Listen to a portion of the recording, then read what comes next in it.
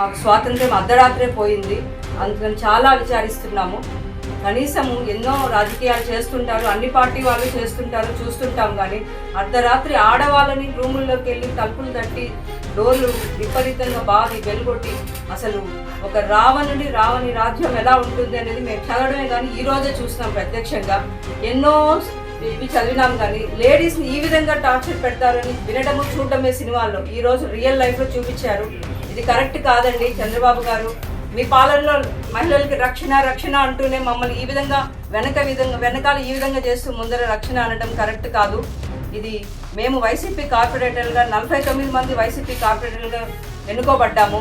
మేము మా ఓటు హక్కు మేము ప్రశాంతంగా వినియోగించుకునే అవకాశాన్ని మాకు కల్పించాలి.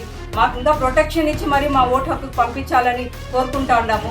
మాకు ఏ విధమైన ప్రొటెక్షన్ లేదు. మాకు ఇప్పుడు నిన్న జరిగిన విషయంకి భయభ్రాంతులే మేము వెళ్ళి ఎక్కడో ఉండాల్సి వచ్చింది. కానీ లేకపోతే మేము స్వేచ్ఛగా తిరుపతిలోనే ఉండుంటాము. మాకు ఆ స్వేచ్ఛ నిన్న మొన్న జరిగిన విషయాల వల్ల పోయింది. మేము ఆ స్వేచ్ఛ మాకు ఇక్కడ లేకపోవడం వల్ల మాకు భయంతో వెళ్ళి ఆడుంటే ఆడ కూడా వచ్చి ఆడవాళ్ళపైన దౌర్జన్యాలు చేయడం అనేది కరెక్ట్ కాదు. ఇప్పటికైనా మాకు స్వేచ్ఛగా జీవించే హక్కు కల్పించండి. మాకు స్వేచ్ఛగా మా ఓటు హక్కు కల్పించుకునే భద్రతని మీ ప్రభుత్వం ద్వారా కల్పించాలని నేను డిమాండ్ చేస్తున్నాను. ఇప్పుడు చూడండి, పోలీసులు మా ఇంటి దగ్గర కాపలా కాస్తున్నారంటండి. అవసరం ఏముందండి? అవసరం ఏముంది?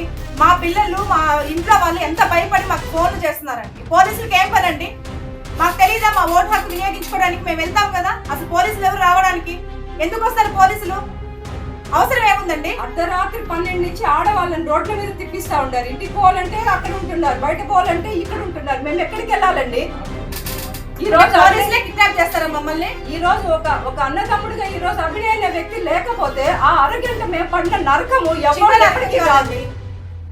అభినయ్ నిజంగా ఆపద బంధువులాగా వచ్చాడు. ఆ టయానికి ఒక ఆడబిడ్డకి ఫోన్ నేనున్నానక్క అని మమ్మల్ని ఫాలో అప్ చేశాడు.